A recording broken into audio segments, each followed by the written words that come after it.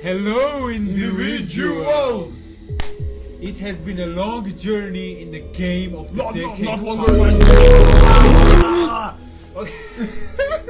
So, we have, choosing a best game of the decade is a really hard thing to do. And to be honest, we really tried hard enough to choose the other game beside what we chose, especially But he. the reality is like this. No matter if GTA did a huge thing in gaming, if it was a huge game, even if Witcher 3 was a huge game, it doesn't matter for us because our game of the decade, which is Fortnite! Oh my god! Nobody expected. Absolutely, man. Fortnite absolutely demolished every other game on the market.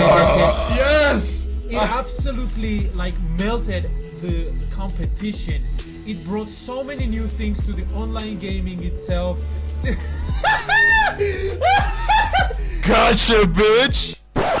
Okay, Fortnite is not our game of the decade. Of course it's not. Our real game of the decade is Dark Souls!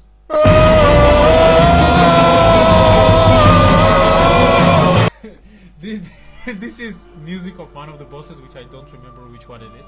But either way... I tried the Taurus Demon, but I sucked it.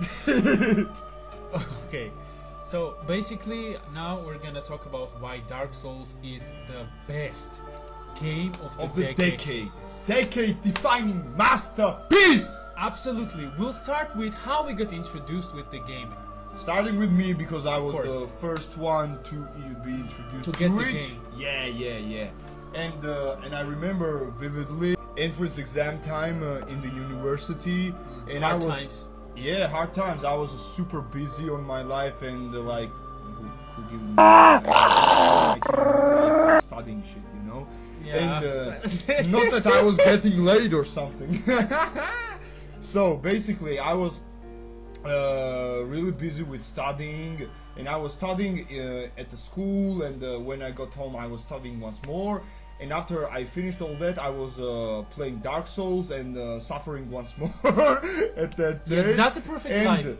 Yeah, perfection. Yeah, and I loved the Dark Souls from the moment I booted up, by the way. The first time I got introduced to the Souls series itself, it was Demon Souls.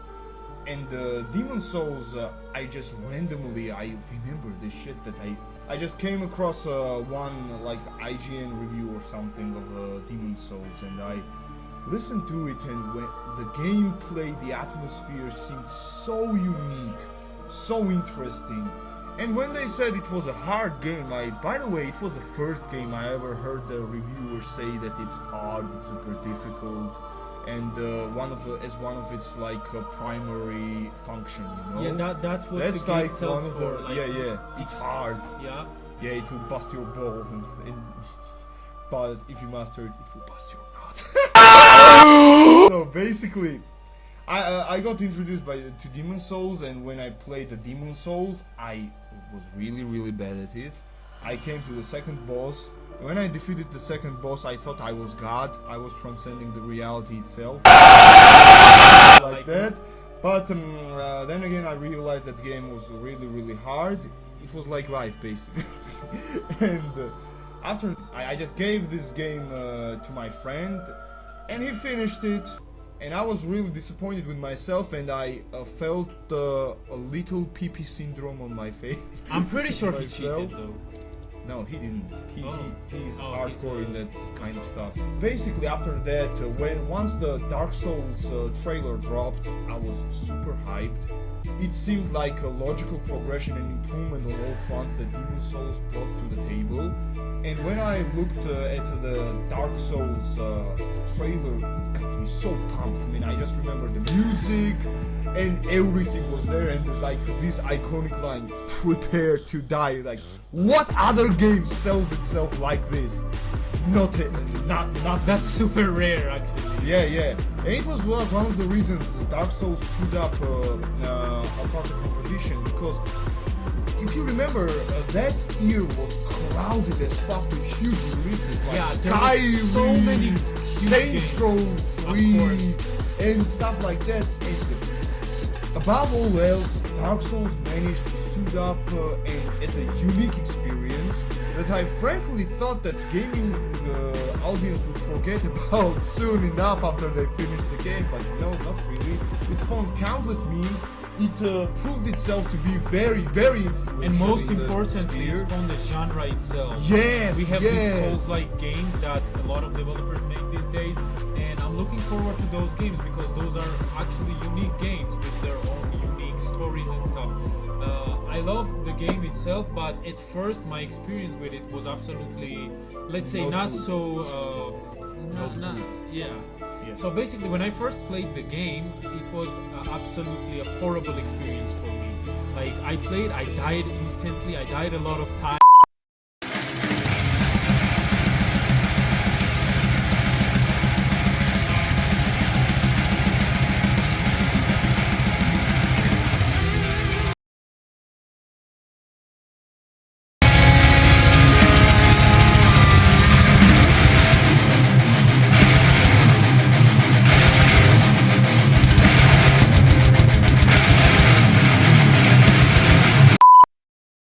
And I'm like, why the fuck would I play this game?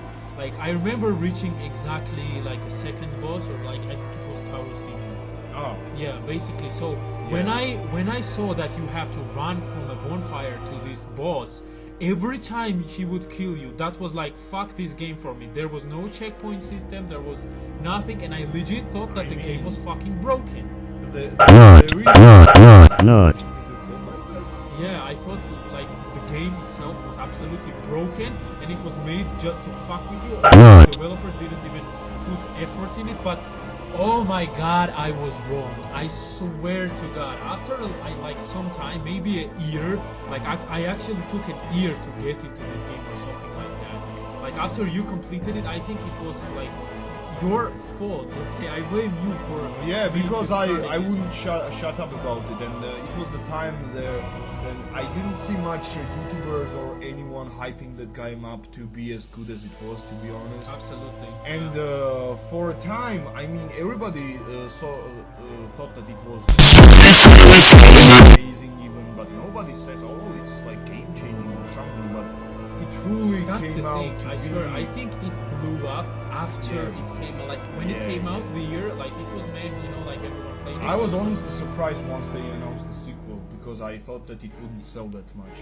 Yeah, that's the thing. Like the game actually blew up, but it kind of didn't blow up that much that everyone would like talk about it. Like for example, the game we mentioned earlier, Fortnite. You know. So basically, like I got into this game after a year. And I started playing it and I got obsessed with it. It was so goddamn good. Like when I killed the demon, I progressed through the game, and guess what? I reached another fucking place where I couldn't progress, and I was stuck there at the bridge. This dragon that flies and kills you immediately. I was like, oh my god, what should I do now? Like here, I was so fucking angry that this game didn't let you progress. You know what I love about this game?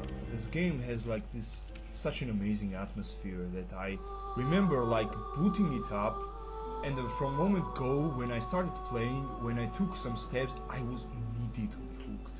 Like it was so intoxicating. The atmosphere is thick as fuck, Absolutely. and it's so infectious, by the way. And it's just. And no matter how hard it gets, it's kind of like seducing you to play it more. It's like gambling, to be honest. Like you fail all the time, you lose your That's a bad house, comparison, you lose actually. your house, you lose your wife, and your children hate you, but you still want to keep going, you know. And Yeah, in this situation, it's your mental health. So yeah. And Dark Souls is basically. Because it's when the boss kills you, it's basically taunting you to get better and progress, and you're bettering yourself. And I remember this one line that one YouTuber said, and it's so good. Like it's talking to. Like in Dark Souls, you don't your character doesn't level up, you level up as you play it more, as you learn Absolutely new agree. things. Like you level up as a gamer itself, Yeah, and that's yeah. what I love about this. Now that you mentioned the atmosphere, I want to talk about the world itself, the world of Dark Souls, the world it's taking place in, absolutely like super rare. Like we get this kind of worlds in games so rarely. Like Truly. like imagine it's kind of dark, it's grim, it's like, you know, it has that vibe to it, and every It's also NPC, very action packed in some yeah, sense of it's the no world. chill, Yeah, and yeah. that's what you love about it. But in some places, like especially at the bonfire places, it's super chill. So you get this, like the game does everything that it should do, you know, like it gives you everything. Yes. Now let's talk about the NPCs and the people that make the world itself super alive. For Like- me, NPCs didn't play any part of me enjoying the game. To be honest, I didn't. they make the world alive. I didn't pay attention to them at all. To be honest, I just On my first playthrough, to be honest, me too. But paid attention to the scenery, how the like atmosphere engulfs you, and it's like basically a survival horror of our RPGs, if you can say it that way. Yeah, it's basically like that, and everything basically is kind of limited. Even you can't even spam the attack, like, and the you have to be stamina meter, yeah. super cautious on your every move, and it's so good. Like, it gave me feelings that no other game made me feel before that. Because in the other survival horrors, like, it's almost has a restrictive tank-like movement, a lot of those, and the purposefully making you weaker just to make you more scared. You know what I mean? yeah, And, for example, like Amnesia or yeah. But Fast. in Dark Souls, you always feel in control. You never feel like you are weakling or something. You are in control, and every like peril is at your own hand. Like, you are responsible for your own deaths. There is no cheap deaths. I mean, there are some cheap deaths when camera locks on and you can see the pit and you just run away and fall to your that happens doom. from time to time. So basically, like, I want to talk about the world because that's what makes the atmosphere itself. Like, for example, like every NPC you interact with, like you can kill literally every NPC you interact with, and that affects the game itself.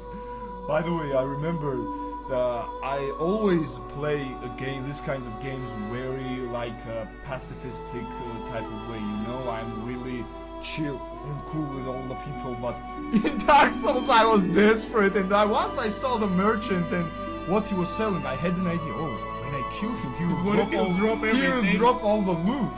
So I killed him and he didn't drop shit, and now I felt like a dummy. Yeah, well, that happens from time to time. We Yeah. all killed that merchant in Resident Evil 4, so it's okay.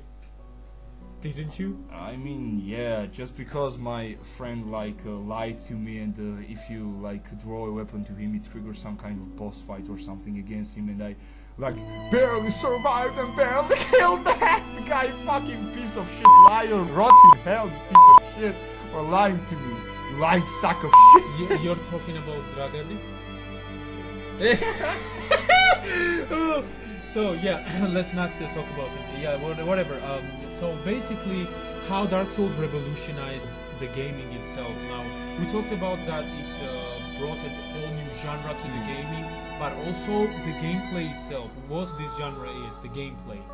Now, it is absolutely revolutionary. Yeah, it is revolutionary. It is kind of simplistic for those who grew up with like Devil May Cry's and Ninja Gaidens, and I mean, I don't want to Like say it's not super fast. Yeah, let's it's just not say. super fast. The combos are not like huge or something, but it's like super methodical. Every hit and every move counts. Yeah, everything And- matters. And you know what I find really exhilarating about Dark Souls? You can basically avoid all the hits of the boss, like almost kill him, and if he connects 1 or 2 hits on you, it can You're absolutely completely gone. change the tide of the battle, you know? The whole and the boss fight tension, gone. tension is so high. It's through the roof on every boss fight, you know? And that's so good. And every boss fight, by the way, is so unique from one another. Absolutely. So unique, and they are so. And if you ask me, they're all very good, very good. I hesitate to find even one weak boss fight in fucking Dark Souls, to be honest. boss. Yeah, there is absolutely no weak Yeah. boss fight except Bed of Chaos, I think. Yeah. yeah, except It's those lame. those boss fights where you just go and it's like a worm or something. Like I think there's one in Bed Demon of Souls. Chaos, yeah. Yeah, there's one in Demon Souls. There's one in Dark Souls. It's kind of dark tradition, you know. Yeah, it's kind of a tradition, but that doesn't matter because other bosses are absolutely amazing now.